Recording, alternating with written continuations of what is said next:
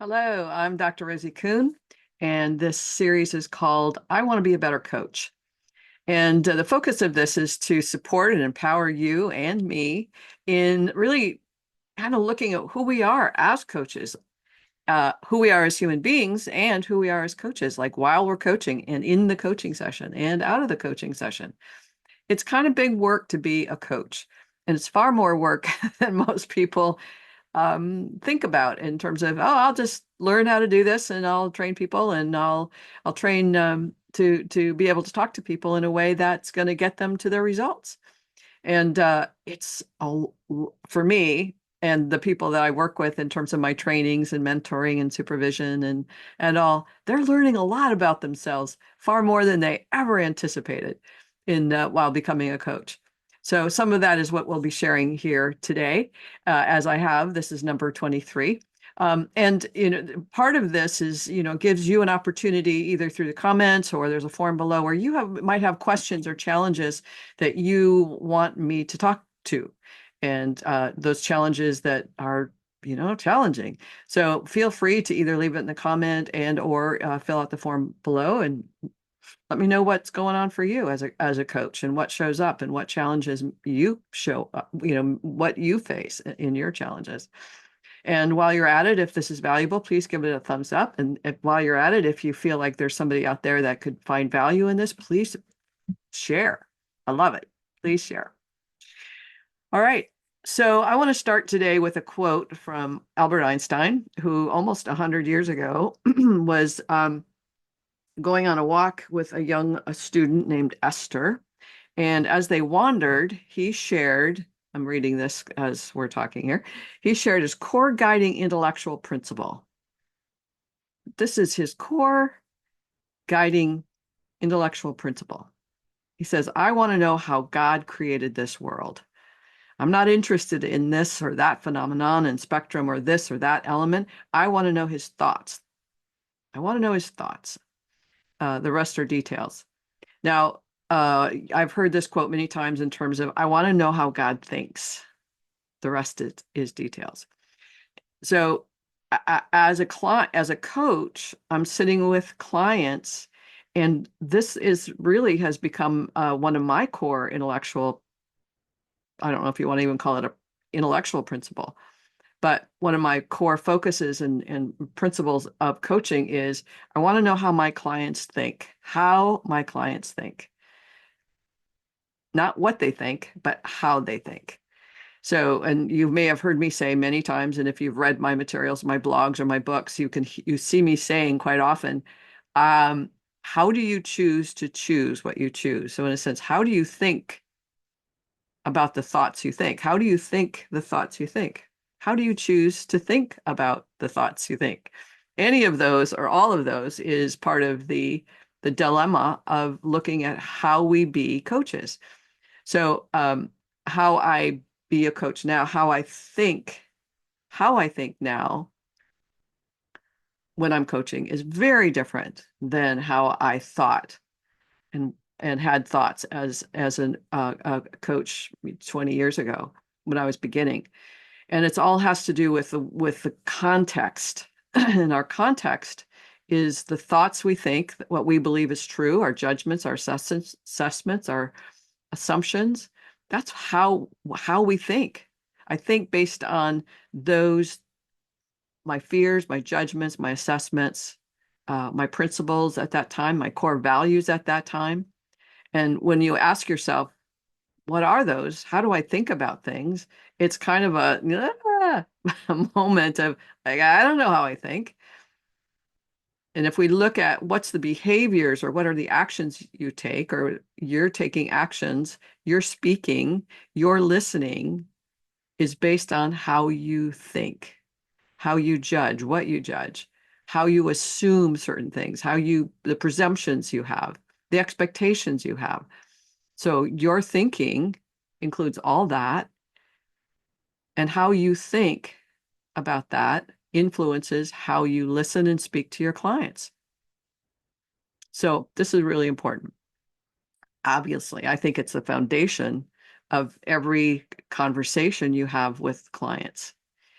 I am doing, as I've mentioned, training and working one-on-one with people and individual mentoring sessions and all of those. But I also sometimes work with partners and doing coaching, like couples coaching or not counseling, but coaching, couples coaching.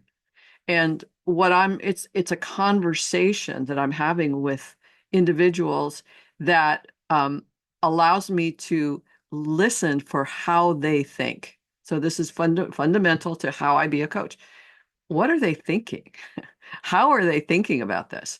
What's the fundamental sense of the individual in this partnership? So one of the partners, I'll call him Adam. Adam is very in the moment. Everything is good. He's always optimistic. He's never looking at the problem per se, but just always knows it's going to resolve itself over time. And his partner, call her Eve.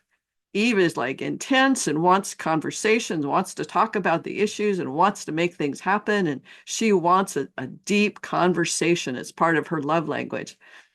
So here on one hand, here's how Adam thinks. And on the other hand, here's how Eve thinks. And how I think is we're not trying to solve a problem here. We're not trying to fix something because there's nothing broken. Their intention in coming to me for coaching was, hey, we have loved each other and have had so much fun in our relationship, but we're losing connection with ourselves and we don't know how to get that back. So how do I listen? How do I listen is based on how I think. And I think in terms of two individuals who are committed and have an intention to love each other in a way that's more fulfilling for each of those. I'm thinking based on how these two individuals are thinking. So my thinking is these two individuals, they're unique individuals. They have the capacity to love and care. And they have the capacity to make choices that are different so that they can be more loving. They can choose to be courageous, to love differently, both of them. And so I'm listening. This is how I think, if you will, and that influences how I listen to what my clients think and how to have that conversation. Now, it might sound really convoluted, and in some ways it is, but it gets the more that you understand how you think, in a sense, what are your principles? What are your guiding intellectual principles that operate in a coaching session? And not only that, but what are those guiding intellectual principles that guide you through your life? What are those? How do you think about life? How do you think about people? And that how do you think is like, here's what I think, if you will. How I think is in love and compassion and kindness and generosity and expansion. Like the universe is always expanding. That means that the universe of me is always expanding. That means the universe within my clients is always expanding. That's an operating guiding principle when I'm sitting with people or when I'm alone with my cat. So when you know how you think, how do I think about that? Then you become more conscious of what you bring to a session. If you're like, oh, my thoughts about being a coach, I'm just so scared and I'm going to get it wrong and I'm really trying to get it right and I really need the money. That's how you're thinking about this coaching thing. And those thoughts influence how you be with your client. So this is a really important, this is fundamental for me as a coach is like, how, how do you want to be a better coach? How do you want to be a better coach? A lot of times people will say, well, I want to be a better coach. And I've been reading and I've been watching videos and I've been, writing about these things. And it's like, well, are you actually practicing? Are you actually engaged with your clients based on what you value, what your principles are, and what you're reading and thinking? Are you actually acting or demonstrating what you know? And that's a big part of what we're doing is like, A lot of people will read or they'll train or they'll take more trainings, spend more money on trainings, then spend more money on trainings, but they're scared to actually engage in these conversations with clients or with themselves or with the world and differently. So we have the thinking about it and we have the reading about it and the taking in the information, but then to demonstrate it, to actualize it, it can be very scary for people and they stop. They don't do it. But we all have the capacity to do it. I have no doubt you have the capacity to do it. And if I were coaching you, as I do with a lot of individual with coaches, and I've got a coaching group. If you're interested in a coaching group, see below. We ask the questions all the time, and I'm listening for how are you thinking about this? Excuse me. How are you thinking about this? And when we can figure out and see how you think about this, everything else makes sense. It makes sense the circumstances that show up for you, because it's like, oh, here's the truth of how I think about this, and then here's all these circumstances that show up in direct correlation with what we're thinking. I don't think I can get clients. Guess what? Clients aren't coming, and you go, wow, why don't I have clients? It's like, well, part of it is because you think you can't have clients. Those kinds of things that are like head scratching, but so fundamental to what shows up for you as a coach. So not only in terms of do clients show up, but what kind of people show up? What kind of clients show up? In a sense, every step of this is helping you discern how you think and how you be you as a human being and then as a coach. So I've learned over, it's been 24 years now, that I keep growing this capacity within myself. Like, how do I see? How do I think about the world? How do I think about people? How do I think about coaching? All of it. So my relationship with coaching is probably very different than so many people. And I have to honor that because that's the truth for me. How do I think? So what I share with you here in these videos and how to be a better coach is like growing your capacity to know how you think actually grows your capacity to listen for how other people think. Like, how do your clients think? And you can see how their thinking influences how they be. I've talked about one of my clients, I'm going to call her Eleanor. And Eleanor has this foundational perspective that she's less than squat. It's something that she either came into this life with or is part of her ancestry or her birth process or her childhood, but somewhere in there she came to believe that she's less than squat. So how does Eleanor think? Everything is based on I'm less than squat. And she's this amazingly brilliant and beautiful and wonderful, loving individual. But the core of her being is I'm less than squat. So whenever we're having a conversation and she's talking about the details of a circumstance, the fundamental element of what shows up, in a sense, what's the source of this challenge and dilemma is she's still caught in the truth of how she thinks, which is I'm less than squat. And since less than squat then creates a whole menagerie of strategies and ways of being in the world that's going to keep people from knowing or finding out from her perspective that she's less than squat. So everything comes from that. Here's what I think. I think I'm less than squat. And then everything, all those details come from that. So it's like what Einstein's saying. I want to know how you think. I think I'm less than squat. Well, that makes perfect sense why all these details come out as less than what you're really wanting. So it's fascinating when we can sit with people from being curious, not only being curious first and foremost, how am I thinking about this? How am I thinking in relation to my clients and what they're talking about? And then how are my clients thinking about this? And when I can get to the core element or the core intellectual guiding principles that all of us have, when we get to that, we can just look at here's why the circumstances keep showing up because you're still using that same guiding principle. Another client of mine, Malcolm, and again, I'm making these names up. He's always seeing himself as if he's in Tijuana, and he really doesn't want to be in Tijuana. He wants to be. He lives in California. He wants to be in Santa Barbara, but he keeps finding, in terms of his perceptions and his way of feeling in the world, he feels like he's trapped in Tijuana. But much like Eleanor, he's trapped in this perception and these circumstances that have him experience his life as, we'll say, Tijuana, because his core intellectual principle, his guiding principle, is there's something wrong with me, and I can't do life different. That's his operating core thought. So when we can distinguish that, oh, this is what keeps you in Tijuana, he can start to go, wow, okay, I can see how pervasive that thought is everywhere and anywhere.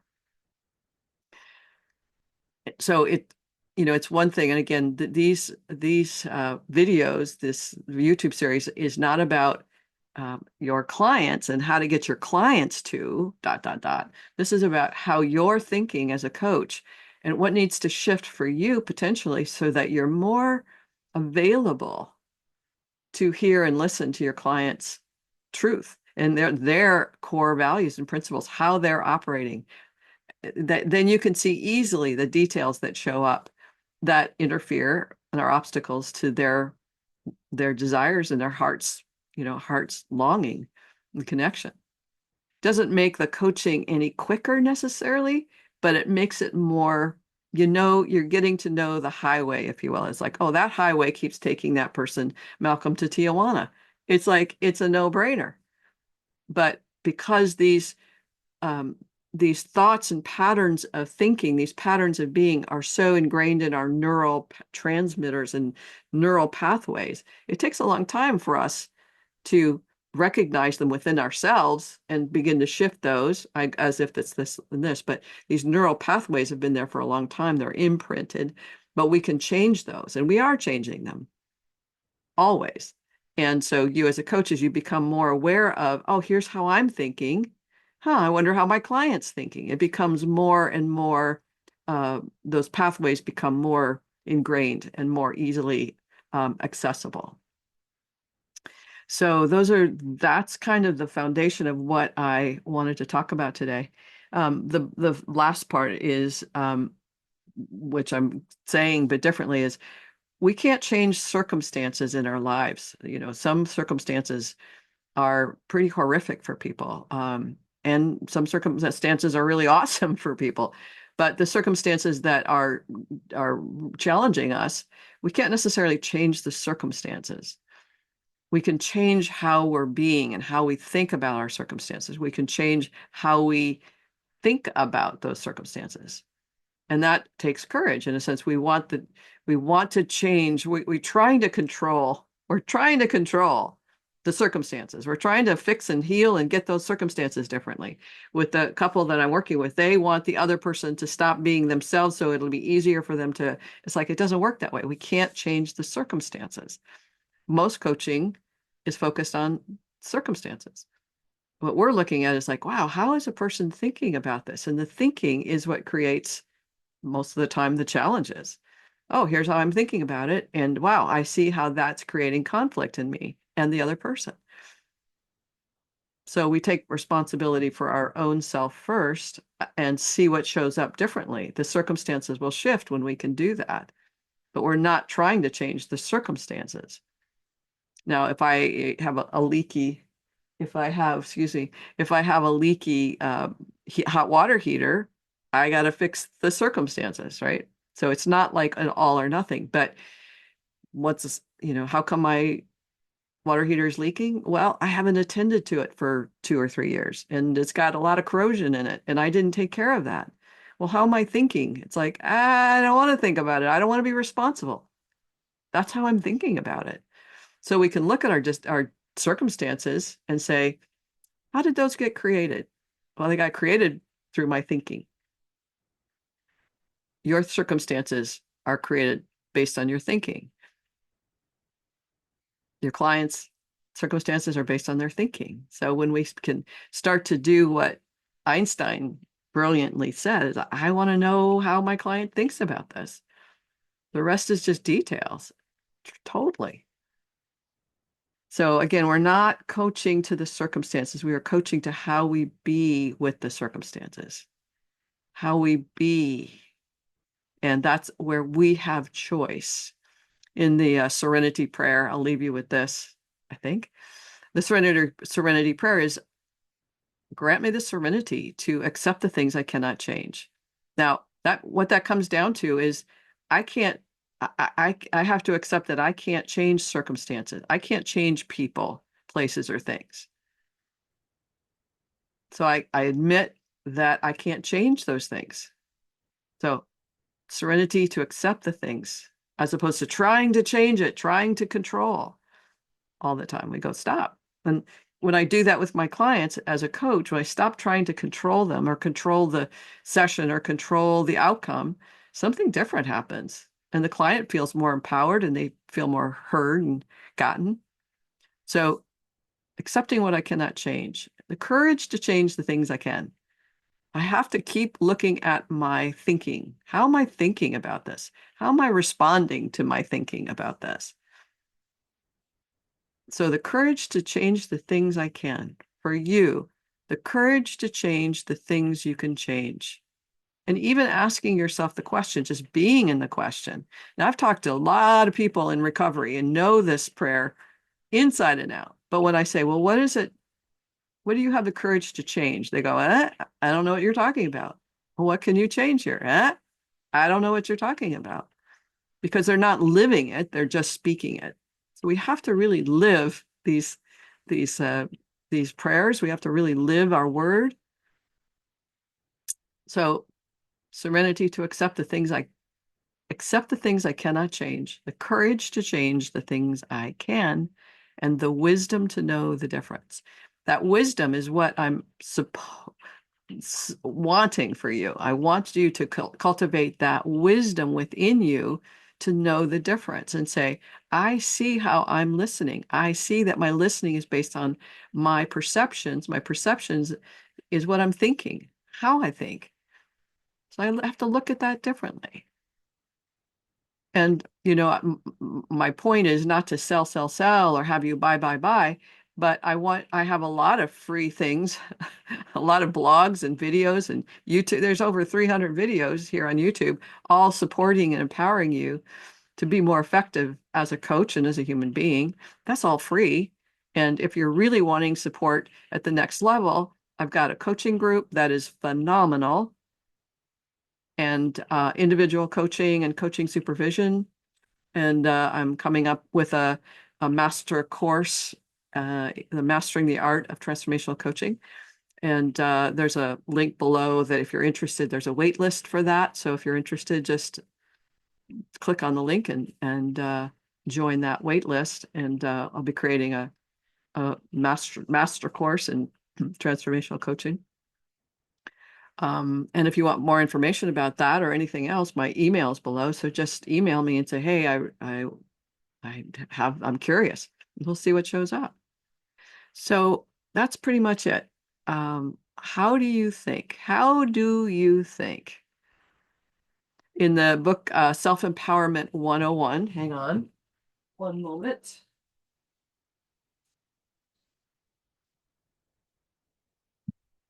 It looks like this. It's an ebook and it's on Amazon, I think, and also on Barnes and Nobles and other places. But in here, I do the whole context exercise about how do you think about things? How do you think about things? So, just one resource. All right, I think I've said what I needed to say. This is the holiday weekend, Thanksgiving. This is so I send you blessings and hope that your heart is filled with enormous amounts of great gratitude, if you will, that your life is as good as it is and as rich as it is, and that you have such a capacity to be all that you can be. All right. Big hugs to you. Blessings. Bye for now.